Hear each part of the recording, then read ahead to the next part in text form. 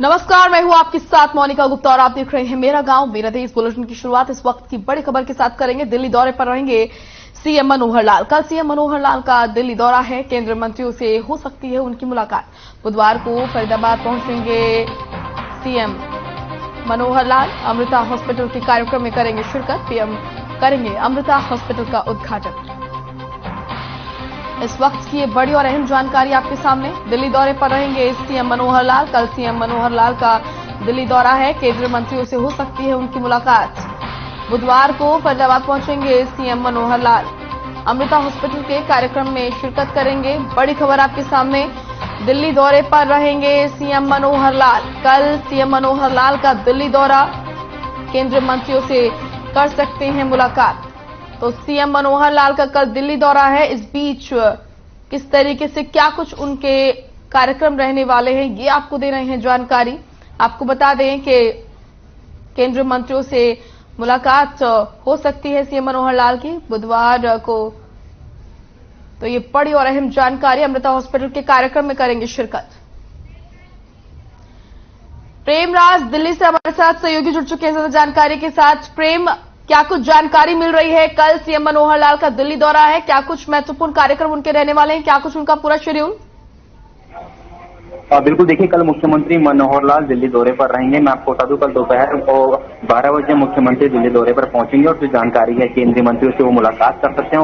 और उसके बाद जो कार्यक्रम है कि देर शाम वो फरीदाबाद के लिए रवाना होंगे और जो नाइट स्टे है वो फरीदाबाद के हंस होटल में करेंगे। उसके बाद जो परसों जिस तरीके से जो अमृता हॉस्पिटल है जिसका उद्घाटन पीएम मोदी करेंगे, उस कार्यक्रम में कहीं ना कहीं सीएम शिरकत करेंगे। जी बिल्कुल, तो किन मायनों में कितना महत्वपूर्ण इस दौरे को हर माने सीएम मनोहर लाल, क्योंकि कई केंद्रीय मंत्रियों से मुलाकात करेंगे। क्या कोई उद्देश्य इस दौरे का? बिल्कुल, देखिए जो केंद्र की तरफ से राज्य में जो परियोजनाएं चल रही हैं उन सभी पहलुओं को लेकर वो केंद्रीय मंत्रियों से मुलाकात कर सकते हैं और काम में किस तरीके से तेजी लाई जा सके, विकास कार्य किस तरीके से ज्यादा से ज्यादा हो सके, इन सभी योजनाओं को लेकर वो केंद्रीय मंत्रियों से मुलाकात कर सकते हैं। जी चलिए, शुक्रिया आपका प्रेमराज तमाम महत्वपूर्ण जानकारी के लिए।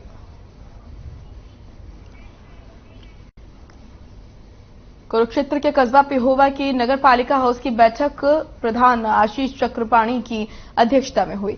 इसमें विशेष तौर पर हरियाणा के खेल और युवा मामलों के मंत्री संदीप सिंह ने शिरकत की। इस मौके पर खेल मंत्री ने पार्षदों से बातचीत करके उनके वार्डों की समस्याओं को जाना और उन्हें जल्द दूर करने का आश्वासन दिया।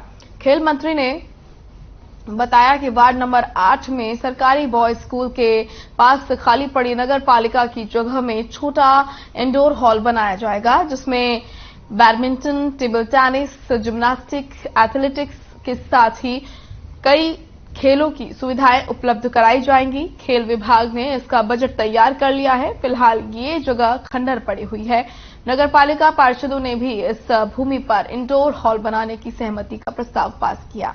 खेल मंत्री संदीप सिंह ने बताया कि गोचरान के पास खाली पड़ी नगर पालिका की लगभग 6.5 एकड़ भूमि में करोड़ों रुपए की लागत से स्पोर्ट्स कॉम्प्लेक्स बनाया जाएगा, जिसकी प्रक्रिया शुरू कर दी गई है। जल्द ही इस काम को भी आगे बढ़ाया जाएगा।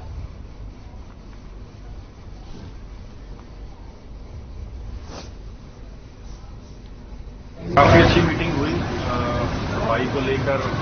यहाँ पर हम 2 स्पोर्ट्स के जो हैं स्टेडियम, एक बड़ा स्टेडियम बना रहे हैं। एक बच्चों के लिए छोटी नर्सरी के रूप में बच्चे खेल सकें शहर के बीचों बीच, वो बना रहे हैं।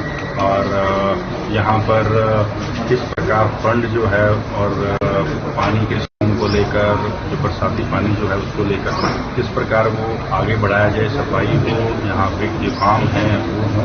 क्योंकि जब इलेक्शन थे उस दौरान सभी एमसी, सभी हमारे जो कैंडिडेट थे वो ये कहते थे हम ये करवा देंगे, हम वो करवा देंगे। तो सभी चीजें होती हैं जब एक टीम अच्छी बनती है। टीम हमारी अच्छी बनी हुई है।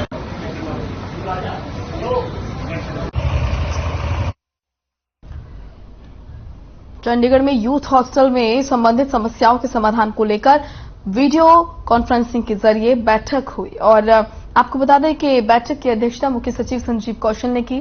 बैठक में खेल और युवा मामले के विभाग के अतिरिक्त मुख्य सचिव डॉक्टर महावीर सिंह और निदेशक पंकज नैन भी उपस्थित रहे। बैठक में मौजूद अधिकारियों मुख्य सचिव को निर्देश दिए कि खिलाड़ियों और युवाओं की सुविधा के लिए बनाए गए यूथ हॉस्टल में सभी प्रकार की सुविधाएं मुहैया करवाना और सुनिश्चित करें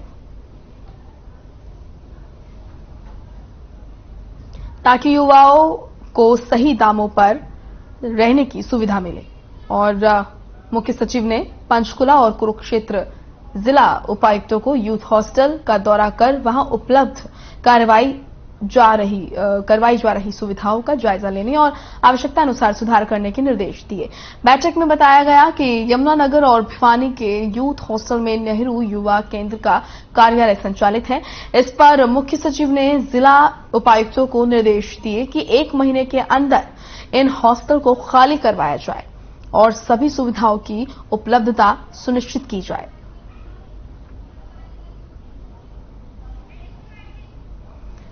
तो मुख्य सचिव संजीव कौशल ने बैठक ली। यूथ हॉस्टल की समस्याओं पर चर्चा की गई और अधिकारियों को इसको लेकर दिशा निर्देश दिए गए कि किस तरीके से क्या कुछ जो समस्याएं हैं उनका निवारण किया जाए और जो भी कमी यहां पर है उनको दूर किया जाए।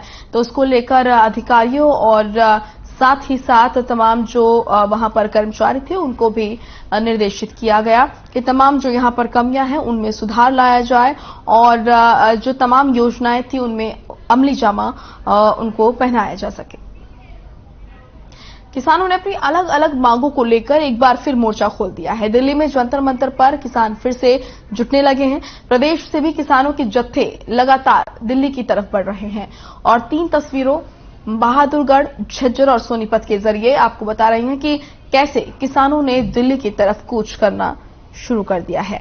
बहादुरगढ़ से जब किसान दिल्ली की तरफ रवाना हुए तो किसानों को टिकरी बॉर्डर पर दिल्ली पुलिस ने रोका। पुलिस ने दिल्ली जा रहे किसानों को बॉर्डर पर ही रोक लिया और उनकी गाड़ियों को वापस हरियाणा की तरफ यू टर्न करवाया। तो वहीं झज्जर की बात करें तो टिकरी बॉर्डर पर दिल्ली पुलिस ने अपने नाके हटाए, जिसके बाद किसान यहां पर बेरोक टोक दिल्ली की तरफ बढ़े। तो वहीं सोनीपत के कुंडली बॉर्डर की तरफ जब किसानों ने बढ़ना शुरू किया तो सुरक्षा बलों ने भी कमर कस ली, जिसकी वजह से कुंडली बॉर्डर पर लंबा जाम लग गया, जिससे लोगों को भी काफी परेशानियों का सामना करना पड़ा।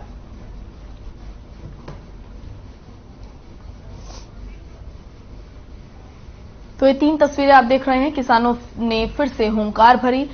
ये 3 तस्वीरें झज्जर, सोनीपत, बहादुरगढ़, जहां पर साफ तौर पर देखा जा सकता है कितनी बड़ी संख्या में किसान जो है वो पहुंच रहे हैं। और आपको बता दें कि दिल्ली के लिए किसान जो है वो रवाना हुए और अपनी अलग अलग मांगों को लेकर किसान जो है सड़कों पर एक बार फिर उतरे। किसानों का कहना है कि हम सरकार को अपने वायदे याद कराने के लिए आए हैं और शांतिपूर्ण तरीके से अपनी बात सरकार तक पहुंचाना चाहते हैं।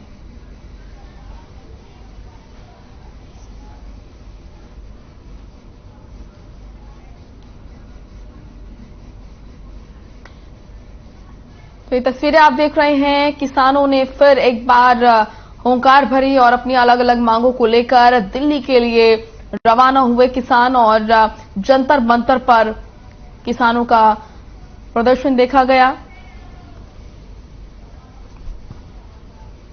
वहीं हरियाणा में भी इस प्रदर्शन का असर देखने को मिला। हरियाणा में भी कई जिले ऐसे जहां पर किसान इकट्ठा होकर दिल्ली के लिए रवाना होते हुए नजर आए।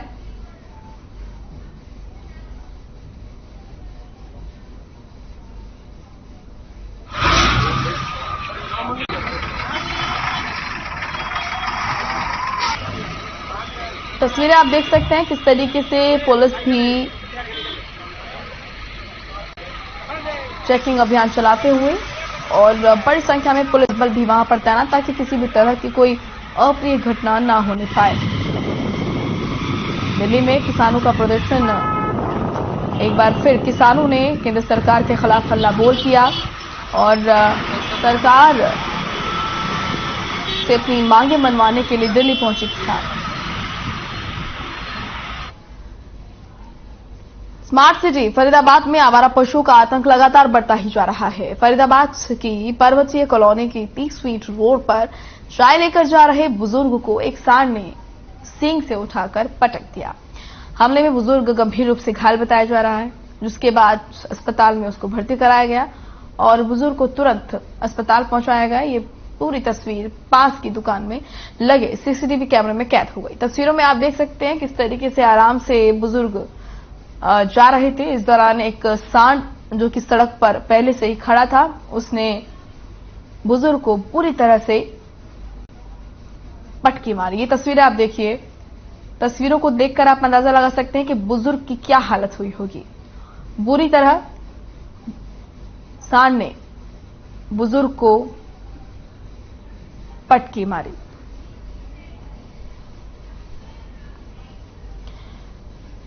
गुरुग्राम में एक भीषण सड़क हादसा हो गया। आपको बता दें कि बस और कार की जोरदार भिड़ंत हो गई। इस हादसे में 4 लोगों की मौत हो गई। वहीं इस घटना की सूचना पुलिस को दी गई और घटनास्थल पर पहुंची पुलिस ने मृतकों के शवों को कब्जे में लेकर पोस्टमार्टम के लिए भेज दिया। पुलिस ने आगे की कार्रवाई शुरू कर दी है। तस्वीरें आप देख रहे हैं, बस और कार की जोरदार भिड़ंत हुई और हादसे में 4 लोगों की मौत हो गई। ये टक्कर इतनी ज्यादा जबरदस्त थी कि कार के परखच्चे उड़ गए और 4 लोगों की इस हादसे में मौत हो गई। गुरुग्राम की तस्वीरें आप देख रहे हैं, भीषण सड़क हादसा।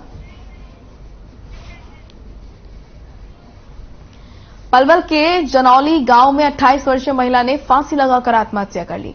वहीं मौके पर पहुंची पुलिस ने शव को कब्जे में लेकर पोस्टमार्टम के लिए भेज दिया है। महिला के परिजनों ने ससुराल पक्ष पर हत्या का आरोप लगाया है। उनका कहना है कि ससुराल वाले लगातार दहेज की मांग करते थे। वहीं पुलिस ने महिला के परिजनों के आधार पर हत्या का मुकदमा दर्ज कर लिया है। आपको बता दें कि जून 2020 में होडल से जनौली गांव में महिला की शादी हुई थी और महिला 2 महीने की गर्भवती भी थी।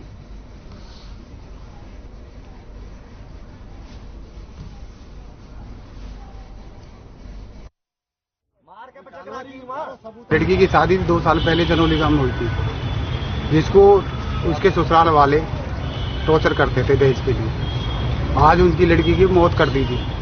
उसको मार के 1 किलोमीटर दूर फेंक दिया ससुराल वालों ने। अगर हमारे घर जो है घर से जैसे जैसे किसी को पता चली, हमारे यहाँ से जो होटल से जो बच्चे गए उनके साथ भी हमला कर दिया था।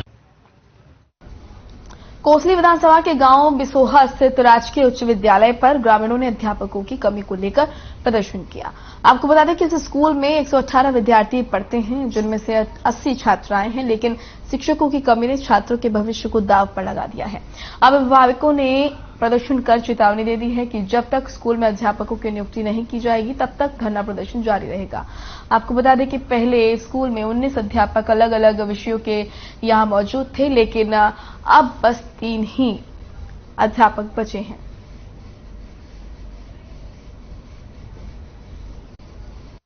सरकार हमारे स्कूल में जो टीचर उन्हें यहाँ से और कहीं ट्रांसफर करना चाहते हैं, और अगर वो चले गए तो हम कल क्या लेंगे। और ज्यादा से ज्यादा सरकार हम ही हमारे देश का भविष्य है, और अगर हमारे स्कूल में टीचर नहीं होंगे तो हम क्या कर लेंगे। हमें तो सरकार से यही चाहिए कि हमारे पहला स्टाफ वापिस आ जाए। सरकार हमारे पास पूरे 13 पद स्वीकृत थे, वो स्वीकृत नहीं करेगी तब तक हमारा धरना जारी रहेगा। सरकार बीजेपी सरकार के एक नारा था, गरीबों को शिक्षा नहीं देना, तो ये करके दिखा रही है कि सारे पद खत्म कर दिए। 10 पद, सिर्फ 3 पद छोटे हैं। तो अब जब यहाँ अध्यापक ही नहीं रहेंगे तो बच्चे क्या पढ़ेंगे। बच्चों ने अपने पेरेंट्स हमें भी जाकर कहा कि जो हमारे सारे शिक्षक खत्म कर दिए तो हम स्कूल में किस लिए जाएं, इससे अच्छा हमें स्कूल से निकाल दो और कहीं भेजो। रेशलाइजेशन का एक बहाना बना करके और इन पदों को खत्म कर रही है, जबकि हमारे स्कूल में छात्र संख्या पूरी है 50 के ऊपर बच्चे, जो नॉर्म है 50 का, इतने बच्चे हमारे पास 9वीं 10वीं में है। नीचे संख्या पूरी है, केवल 3 ही पद अब ड्राइव के अंदर जो है छोड़े गए हैं। एक मुख्याध्यापक का, एक गणिताध्यापक और एक संस्कृताध्यापक। चरखी दादरी जिले के गांव चंदेनी, पालड़ी और झिंझर में ग्रामीणों ने स्कूल से अध्यापकों की पोस्ट खत्म करने और ट्रांसफर पॉलिसी के विरोध में स्कूल पर ताला लगाकर प्रदर्शन किया। इस दौरान लोगों ने नारेबाजी करते हुए अध्यापकों की वापस नियुक्ति करने की मांग की। ग्रामीणों ने बताया कि गांव में बच्चों की संख्या बहुत ज्यादा है और सरकारी स्कूल का परिणाम भी बहुत अच्छा आता है। ग्रामीणों ने बताया कि गांव के सरकारी स्कूल में कई अध्यापकों की पोस्ट को खत्म कर दिया गया है, जिससे बच्चों की पढ़ाई प्रभावित होगी। ग्रामीणों ने बताया कि अगर सरकार जल्द वापस नियुक्ति नहीं करती है तो ग्रामीण बड़ा आंदोलन करने पर मजबूर होंगे।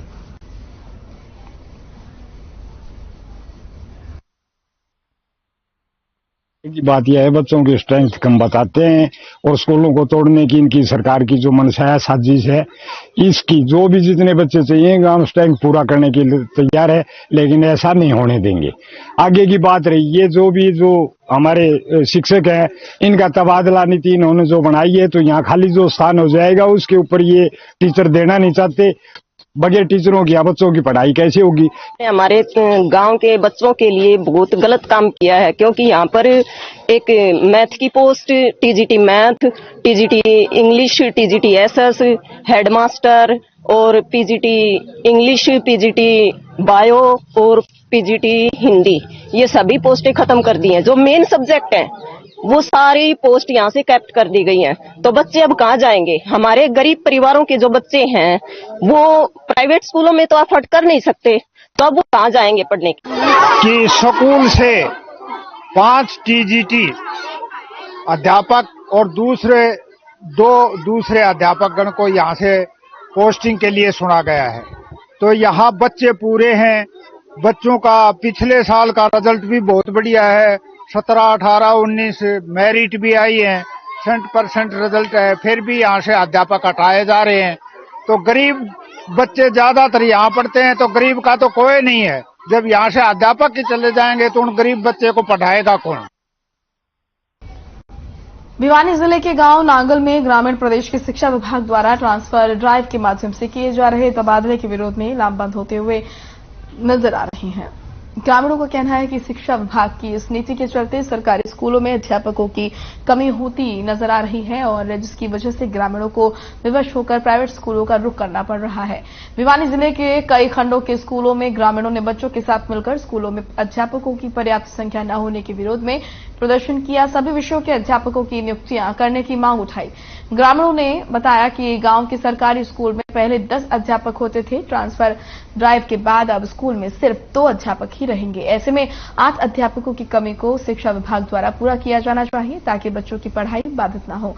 शिक्षा मंत्री के नाम ज्ञापन दिखाते हुए ग्रामीणों ने स्कूल के मुख्य गेट पर नारेबाजी की और स्कूलों में जल्द से जल्द अध्यापकों की नियुक्ति की मांग की है।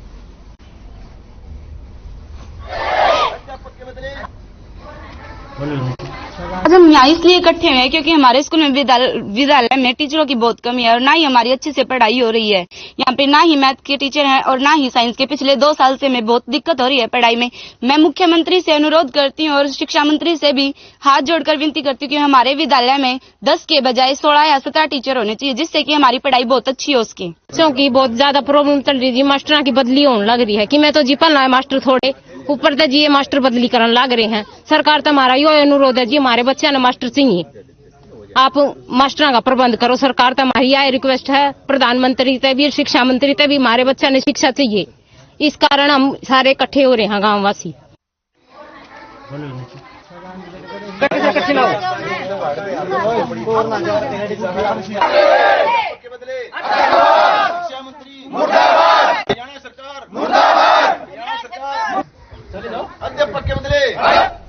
भिवानी में आज अखिल भारतीय विद्यार्थी परिषद की ओर से चिराग योजना के विरोध में चौधरी बंसीलाल यूनिवर्सिटी के गेट पर विरोध प्रदर्शन किया गया और जमकर नारेबाजी की गई। इस दौरान परिषद द्वारा शिक्षा मंत्रालय का पुतला फूंका गया। उनका कहना था कि अगर मांगे पूरी न हुई देश में बड़ा आंदोलन खड़ा कर चक्का जाम कर दिया जाएगा।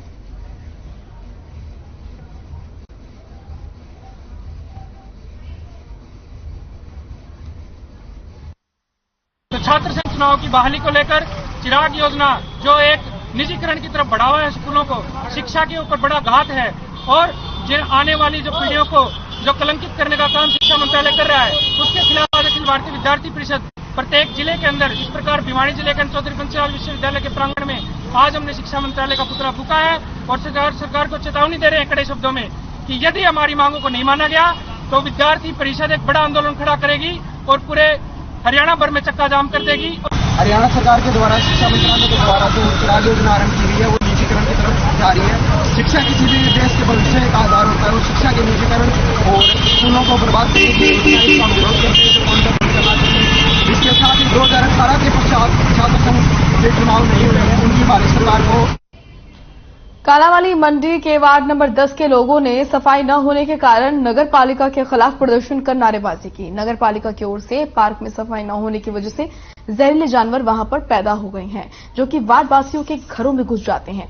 वार्ड वासियों ने बताया कि यहां पर नशेड़ी आकर नशा करते हैं। पुलिस भी इस पर कोई ध्यान देती नजर नहीं आ रही है।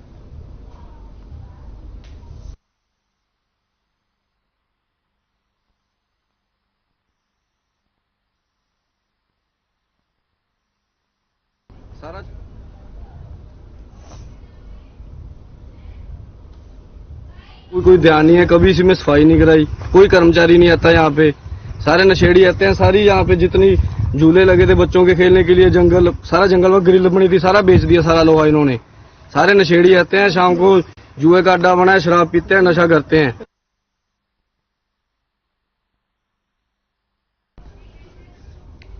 मेरा गांव मेरा देश में इतना ही। आप देखते रहिए हर खबर। नमस्कार।